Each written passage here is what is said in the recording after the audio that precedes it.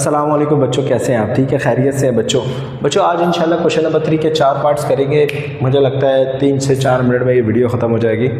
और बेटा आपने तीसरा क्वेश्चन देखने से पहले क्वेश्चन नंबर 1 को लाजमी देखें, क्योंकि उसके अंदर जो 10 मिनट की वीडियो वो इंट्रोडक्शन है स्लोप का। काइंडली उसको ज़रूर देखें ताकि आपके टेस्ट वगैरह, एप्टीट्यूड टेस्ट वगैरह सारे जो है ना क्लियर हो जाए अच्छे से। जी तो बेटा आपको मैंने बताया था कि स्लोप का फार्मूला ये होता है। मैंने आपको ये बताया था पैरेलल स्लोप किसके बराबर होता है, m1 m2 के बराबर होता है। यानी दो स्लोप आपस में बराबर होते हैं, लाइक रेलवे स्टेशन या फिर बैम्बू नहीं होते जिसमें सीढ़ियाँ लेडर होता है जिसमें आप चढ़ते हो, जैसे IGI गेम में चढ़ते थे हम। इसी तरीके से परपेंडिकुलर क्या होता है, एक स्लोप का रेसिप्रोकल यानी नेगेटिव के अंदर मैंने कहा था कि 2 है तो 2 का रेसिप्रोकल क्या होता है 1/2 और साथ में माइनस लगा दो। अगर ये माइनस होता तो ये प्लस हो जाता, ये प्लस है तो इसका रेसिप्रोकल क्या होगा 1/3 माइनस में। अगर ये प्लस माइनस में होता तो ये क्या हो जाता प्लस में। यानी रेसिप्रोकल अभी करवाऊंगा, मैं समझाऊंगा, लेकिन ये आपको समझा। और ये क्या, दो स्लोप का प्रोडक्ट मल्टीप्लाई -1 के बराबर होता है। ये तो प्रूफ है किसका, परपेंडिकुलर का। ये अलग बात है, इसको छोड़ो अभी।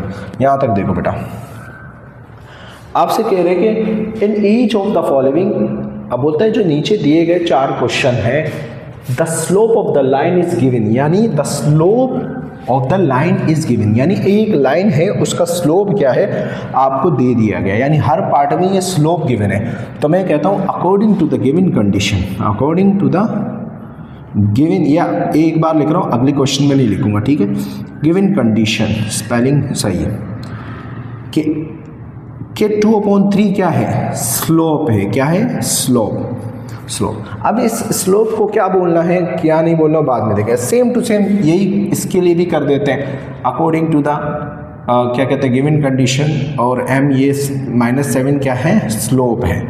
सेम टू सेम ये इसके लिए भी कर लेते हैं अकॉर्डिंग टू द, ठीक है, ये क्या है, स्लोप है, सही। और सेम इसके लिए कर लेते हैं according to the given condition, ये भी क्या है, स्लोप है। ये यहाँ तक क्लियर है।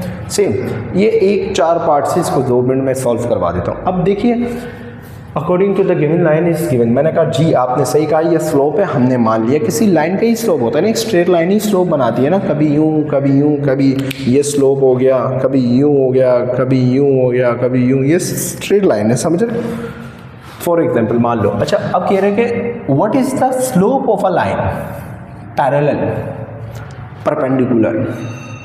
बोलता है स्लोप ऑफ द लाइन क्या होगा, यानी इस जो लाइन का जो स्लोप दिया हुआ है उसका स्लोप क्या होगा किसके साथ, पैरेलल परपेंडिकुलर टू इट। अगर वो लाइन, जो लाइन है, मान लो ये लाइन 2 स्लोप जो है ना 2/3 इस लाइन का स्लोप है। बोलता है कि इसका पैरेलल क्या होगा, हम बोलेंगे इसका पैरेलल इस जैसा ही होगा। बोल रहे इसका परपेंडिकुलर क्या होगा, परपेंडिकुलर मान लो कि ये लाइन है, ठीक है, 2/3 स्लोप है इसका, जैसे पार्ट 1 है, तो इसका परपेंडिकुलर क्या होगा, ये होगा 90 डिग्री, ऐसे बना L शेप बना रहा होगा, या फिर कुछ भी अगर यूँ है तो यूँ बना रहा है, एक XYZ।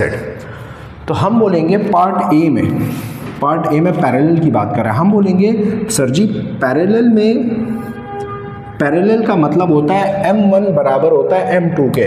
तो हम बोलेंगे, हम इसको क्या मान लेते हैं, इसी स्लोप को क्या मान लेते हैं, इसको m1 मान लेते हैं, ऐसे ही है, सही है। या फिर एक काम करते हैं, चलो इसको m1 मान लेते हैं। हम बोलेंगे जो दूसरा होगा, पैरेलल का मतलब क्या होता है, दोनों का स्लोप क्या होगा, सेम होगा। अगर इस लाइन का 2/3 स्लोप गिवन है तो अगले वाले का भी 2/3 होगा। क्यों, क्योंकि इनके दरमियान का डिस्टेंस सेम होता है, ये कभी टकराते नहीं है। जैसे रेल होता है, आप देखते हो कभी टकराते नहीं, क्योंकि उनके पैरेलल स्लोप होते हैं। तो हम कहेंगे कि भाई सेम टू सेम पैरेलल का भी यही होगा, ये रहा, हम बोलेंगे यही है।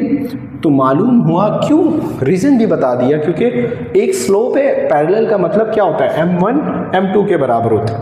तो डायरेक्ट आंसर लिख दिया। आप चाहो तो ये भी साथ में लिख सकते हो, m1 बराबर होता है m2 के, ठीक है, ये भी लिख सकते हो। बहरहाल पार्ट 1 यही समझा दिया। बी, अब परपेंडिकुलर लिख देते हैं यहाँ पर, परपेंडिकुलर में क्या होगा।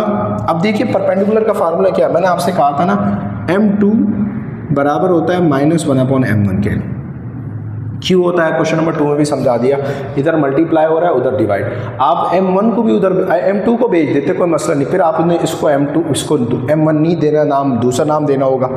अगर उसको m2 दोगे तो इधर m2 लिख दो और इधर m1, कोई फ़र्क नहीं पड़ता। बहरहाल आपको ये समझ में आ गया। परपेंडिकुलर में क्या होगा, डायरेक्ट लिख रहा हूँ मैं, m2 लिख रहा हूँ, सही। अब क्या होता है, मैंने आपको क्या बोला, इसका रेसिप्रोकल, इसका ये स्लोप 1 है तो 3 ऊपर जाएगा 2 नीचे जाएगा, इसके साथ प्लस साइन है, माइनस लिख दो, ये रहा आंसर। मैंने आपको क्वेश्चन नंबर 2 में इसको अच्छे से करके भी बताया। अब देखिए बेटा बात सुनिए, ये सॉरी जगह ही नहीं बची। अब देखिए बेटा यहाँ देखिए, इसको तो बंद कर देते हैं, ऐसे नहीं इसकी जगह खा जाए।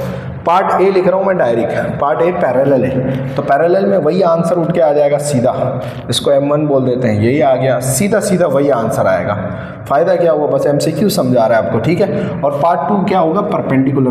परपेंडिकुलर क्या होता है बताइए बेटा, 2 ऊपर जाएगा 7 नीचे जाएगा, और ये माइनस में है तो ये क्या हो जाएगा, प्लस में, आंसर हो गया, ये भी आंसर, ठीक है। अब आ जाइए ए बताइए इसका, ठीक है। ए क्या बेटा, सीधा सीधा सीधा क्या होगा, ये m1 हो जाएगा तो ये m2 क्या होगा, -1 ही आएगा। और परपेंडिकुलर में क्या होता है बेटा, इसका रेसिप्रोकल। बेटा ये m2 है, ये नीचे क्या है, इसका 1 है तो 1 ऊपर जाएगा और ये वाला 1 ऊपर जाएगा, और ये माइनस है तो क्या हो जाएगा, प्लस। अब 1 वाले में ऊपर 1 जाएगा नीचे जाएगा, कोई फ़र्क नहीं पड़ता, आपको पता है 1 वाले का रेसिप्रोकल ही क्या होता है, वो क्या होता है, रेसिप्रोकल ही क्या होता है, 1 होता है। तो बहरहाल 1 का 1 ही लिख देते हैं, और माइनस की साइन क्या हो जाएगी, प्लस, और प्लस लिखते नहीं है, तो ये भी आपका आंसर हो गया और ये भी आपका आंसर। बॉक्स में बंद कर लीजिएगा, आसान बहुत है इसलिए मैं जल्दी करो। ए क्या है बेटा, एज इट इज़ वही m, इसको m1 बोल देते हैं और इसको क्या बोल देते हैं, m2, तो वही आएगा। पैरेलल में एज इट इज़ आता है। और बी क्या हो जाएगा बेटा, 4 है, इसके नीचे 1 है, ठीक है, तो 1 ऊपर जाएगा और 4 नीचे जाएगा, और ये प्लस में तो माइनस आ जाएगा। तो this is your required answer. उम्मीद करता हूँ ये बातें आपकी समझ में आ गई होंगी। बहुत आसान था, बट क्वेश्चन को ज़रा गौर से देखा करो, क्वेश्चन में क्या कहा जा रहा है। आपको क्वेश्चन मेरे बच्चे मुझे अल्हम्दुलिल्लाह इतना पसंद इसलिए करते हैं, समझ, सेल्फ ऑब्सेस्ड हूँ मैं, समझ रहे हो ना, इतना पसंद इसलिए करते हैं कि मैं उनको क्वेश्चन के बारे में बताता हूँ कि पहले क्वेश्चन को समझो, सवाल पूछने वाला सवाल कैसे पूछ रहा है उसको देखना है। ठीक है बेटा, इजाज़त चाहता हूँ, अस्सलाम वालेकुम।